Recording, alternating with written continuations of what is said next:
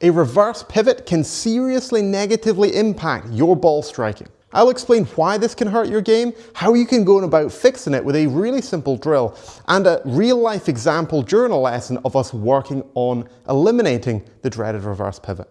Before we get started, I want to give you a free gift to really help your golf. Check out the first pinned comment down below for my perfect strike blueprint. It's got the best drills that I use on a day-to-day basis to enhance ball striking. These are clear, actionable, and super easy to use. Check it out down below. So firstly, what is a reverse pivot? This is when the center of our pelvis moves this way away from target as the center of our chest moves towards target. You'll notice there's a side bend to the left in my spine. Now, as we do this, typically when we start the downswing here, we find the left shoulder gets too far ahead of the body, this way, and this influences the club to work outward, over the top. We tend to see us hit super down on the golf ball with very little loft and smother it down and low and left. If we can keep the center of the pelvis more target side, this naturally gets our upper body a little bit more to the right. So we start to see a little bit more of a side bend almost right in the downswing, as opposed to when we do the big reverse pivot, we tend to find we get the other way. We side bend left and the club works outward and across. I'm going to show you a simple drill now to help you fix it. All you need is a ball. You could use a little football, or if you've got a big yoga ball, that could work really quite nicely. Typically I'd use a wall for this, but I'm going to use a golf bag here for demonstration. So I'm going to pop our ball here between my right hip and our bag. And all I'm going to do is start to turn and pivot. And as I do so, I want to turn this right hip back so that I create a gap between the right hip and this bag here. And the ball actually falls behind me. So watch as I pivot, the ball falls behind, the center of my hips have worked that way. Now, naturally, when we swing, there is going to be a little shift to the right as we start the swing. That's absolutely fine. We shift marginally into our right side, but then as we start to push from our right toe up through our right leg into our heel, so we push this right leg back, we drive the hip back as our weight moves toe to heel, we start to recenter the pelvis. And you'll notice now, I start with that push, I recenter, now the hips work more to this side, the chest is more on top of them.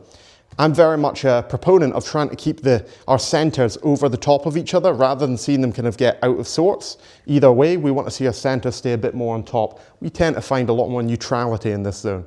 So practice perhaps in front of a mirror, get some visual feedback, and let's get that right hip working back so that the ball falls behind us, creating this gap here, staying very centered. And as we do so, we're going to try and keep our chest really nicely on top of this. I like to actually use a mirror in front and pop an alignment cane down it vertically so that I have a reference point on where center is. And then I try and keep my chest and my head in line with that as I pivot and allow my pelvis to center off so that I know I'm not going this way.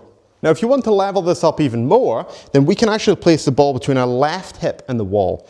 Now, all I'm going to do here is practice turning, and as I turn, I'm going to keep the left side of my hip in contact with this ball. Now, notice how it forces my hips to go this way. So we see a really nice centered pivot here. This is a really nice way to feel how the hips want to move. If you're finding the ball falls off, then the pelvis has worked out to the right. When practicing this, I would get 2 or 3 motions with that ball against your left hip in the wall, just practicing that centered pivot with some visual feedback if you can.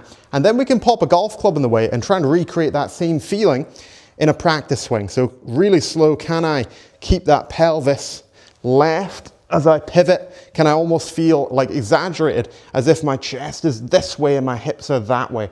Trying to create the opposite of that reverse pivot, really exaggerating. And then we can try it on a golf ball. I'm just going to chip one really slow.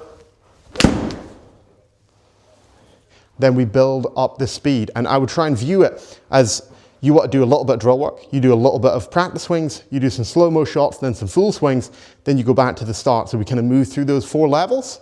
And after doing that for a little while, you then want to do some more skills-based practice. So go and hit different clubs, different targets, play a little game, imagine you're on the golf course, that sort of thing.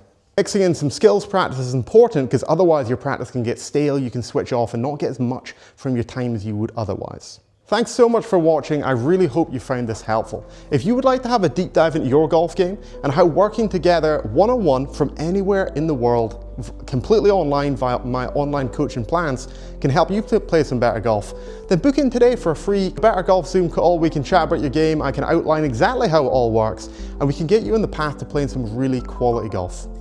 Thank you so much for watching. I hope to speak with you soon. Take care.